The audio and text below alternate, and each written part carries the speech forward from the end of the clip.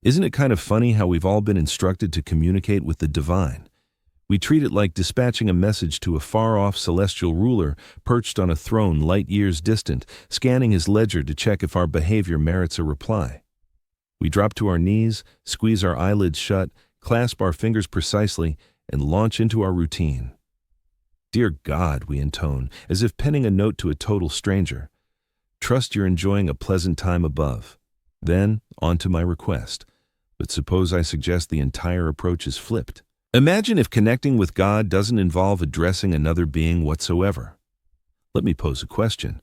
When you converse with your inner self, do you rely on spoken words, not the grumbling over shopping items or practicing your lines for the supervisor?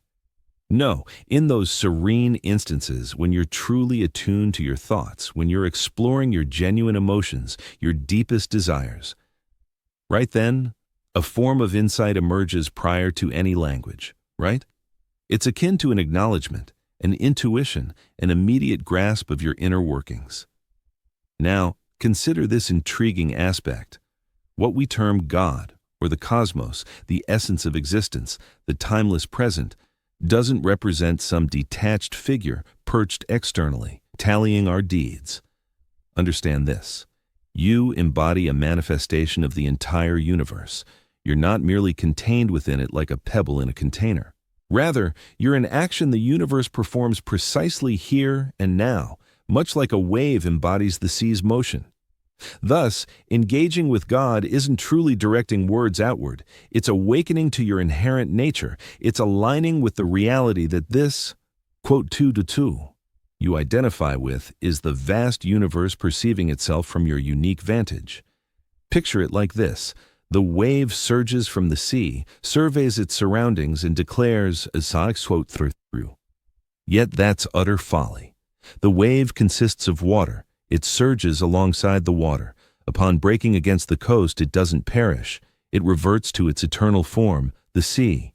We're akin to that wave. We emerge from this enigmatic origin, the foundation of all reality, and convince ourselves of our isolation. We believe we must yell over an immense gulf to capture its notice, but separation is impossible because you constitute it. You are the universe observing through your gaze at this moment. So what constitutes communing with God? It involves pausing, falling silent, and attuning your ear. See, we've inverted the process entirely. We view prayer as voicing our needs, articulating our pleas, detailing our circumstances to a heavenly accountant who might have overlooked our daily struggles. Yet the true skill lies in the attentiveness, not the utterance. When Jesus retreated alone to pray, he wasn't chanting scripted phrases. He was growing still enough to perceive. He released the mental tumult, all the babble, the scheming and fretting and preparations.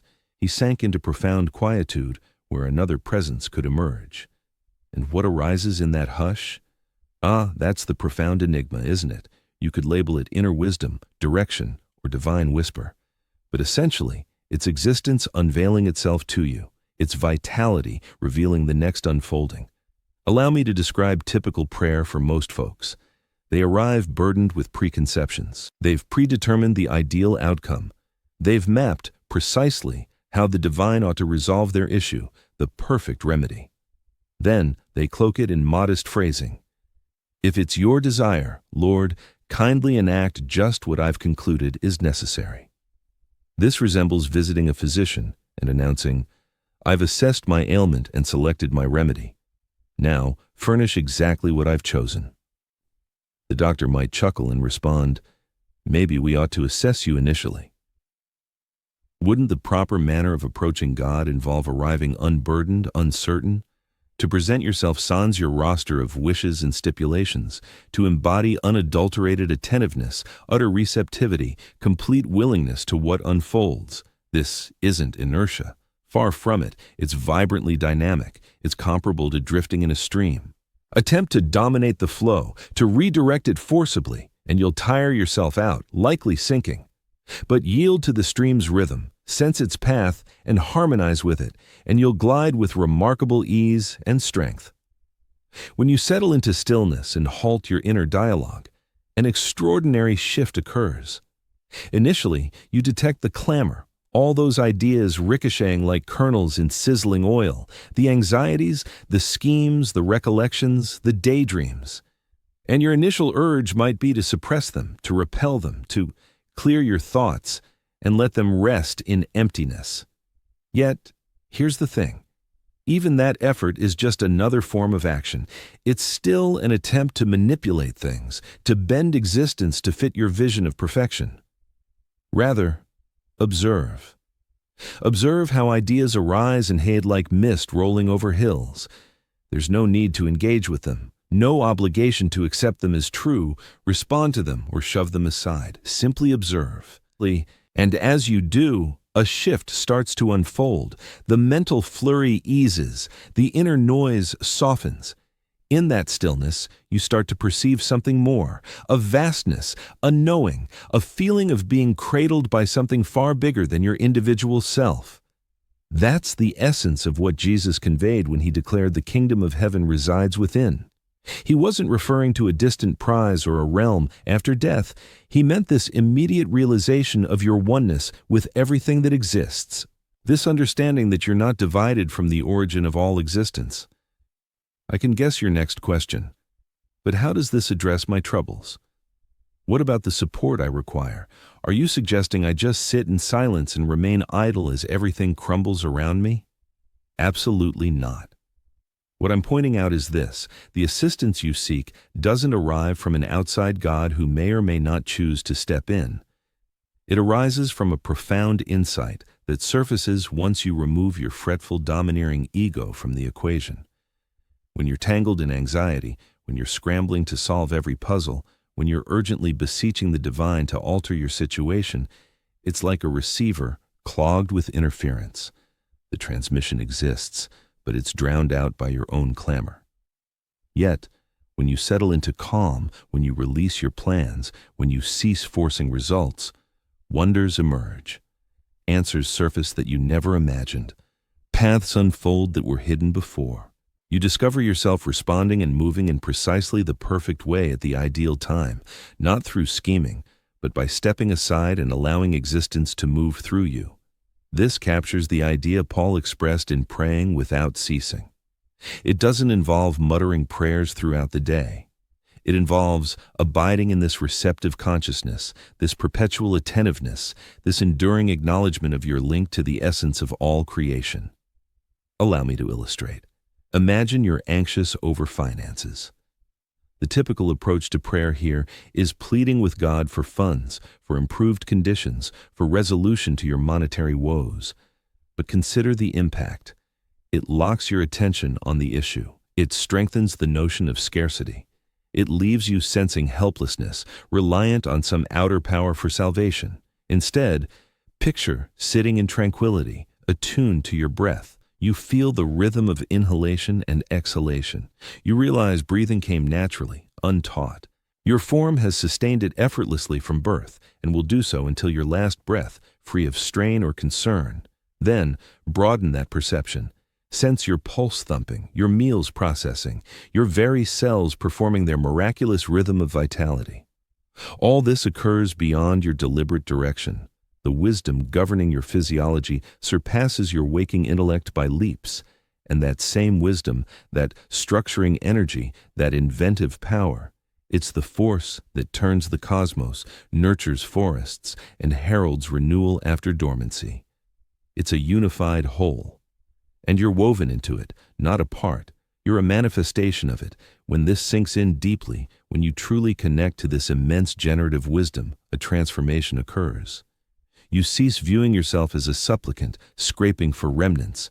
You embrace your true role as a vital thread in this grand, awe-inspiring tapestry. From there, from that foundation of linkage and faith, your actions evolve, your decisions shift. You spot chances overlooked earlier. You uncover strengths you never recognized. The financial challenge may or may not sort itself right away, but your stance toward it transforms. Fear no longer freezes you. Rash moves fade. You align with the current of life rather than resisting it. This is the pattern Jesus exemplified repeatedly. He didn't distance himself from the divine, imploring and bargaining. He affirmed, quote 7. He operated from that oneness, And from it, those so-called wonders flowed organically, not defying nature's rules, but revealing a truer grasp of reality's mechanics. You might object, quote, "Etude." Certainly, but once more, we've misconstrued true gratitude. It's not about appeasing the divine like a kid buttering up a guardian for treats. Authentic gratitude is merely the acknowledgement of life's profound gift. Consider this: you're breathing, existing right now. Your senses allow you to perceive colors, sounds, flavors, textures, scents. Your mind reflects, emotions stir, and you immerse in this remarkable reality. Nothing here is commonplace. You didn't strive for it or merit it. It's sheer benevolence, an unearned wonder, a marvel beyond words. Truly grasping this, deeply sensing the wonder in everyday instances, a sip of water, a lungful of breeze, sunlight's gentle heat, sparks thankfulness effortlessly. No need to force it or stage it. It emerges organically from realizing your inherent fortune. Such appreciation transforms your entire outlook. It moves you from scarcity to plenty, from anxiety to faith, from clinging to embracing. In this mindset, you turn into a conduit for greater vitality, innovation, and goodness to stream through you.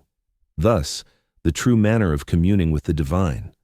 Settle in, perhaps shut your eyes or keep them softly gazing ahead. Inhale deeply a few times, letting tension ease from your form. Observe the mental chatter flitting by, yet resist chasing it. Merely witness its passage. Then, wordlessly, formula-free, without rehearsed lines, simply yield. Stay open. Attune your attention. Tune into the quiet beneath the clamor. Perceive the vastness where all happenings unfold. Recognize your own consciousness. This knowing isn't apart from the known. It's intertwined. You may detect a subtle essence. Flashes of understanding could surface. Or perhaps a calm unity washes over you, or maybe nothing stirs, and that's perfectly acceptable. The point isn't acquisition, it's recollection of your essence.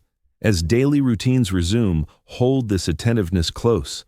While scrubbing plates, fully engage in the task, sense the steamy flow. Appreciate the suds forming. Immerse wholly in that basic motion. In conversations, truly attend. Avoid scripting replies or critiquing their words. Just exist there, wholly attuned, utterly receptive. This embodies devotion. Not the phrases you utter, but the essence of your engagement. Not the pleas you offer, but the mindfulness you infuse into every instant. Embracing this path reveals a delight. The line between holy and mundane blurs away. All turns sacred. Preparing morning meals becomes reverence. Commuting to your job is reverence. Hearing out a companion is reverence. For separation from the origin fades. No more striving to capture notice from afar. You're merely embodying your true self, a singular manifestation of the infinite, a unique lens through which creation beholds itself. From here, when vocal prayers arise, they stem from profound depths. They're free of ultimatums, trades, or shows. They express this inner knowing, perhaps as quote 9, quote 10, or quiet, quote 11. Understand, the authentic dialogue with the divine means realizing no separate entity awaits. There's just this timeless instant, this vivid now, this raw pulse of vitality, and you're woven into it entirely. You're its very fabric. Cease the strain, drop the act, quit feigning division from an external force. Instead, hush, attend, unfurl toward reality as it unfolds. In such vulnerability, you'll sense the flow of invocation already coursing through. The cosmos voices its own depths via you. Existence manifests as your being. The divine, should that term suit, isn't an outside recipient of speech, it's your core. This truth echoes across mystic lineages. The questing heart and its quarry unite. The supplicant and the divine mirror one another. Invocation isn't exchange between isolates. It's the cosmos awakening to its own vastness. Therefore, genuine communion means halting chatter to attune, ceasing pursuit to embody, abandoning display to immerse. With this subtle pivot, all alters, not from some delayed response on high, but from reclaiming your eternal truth, an integral thread in the tapestry, the all-knowing itself through your distinct vessel. And that, dear ones, encompasses every devotion you'll require.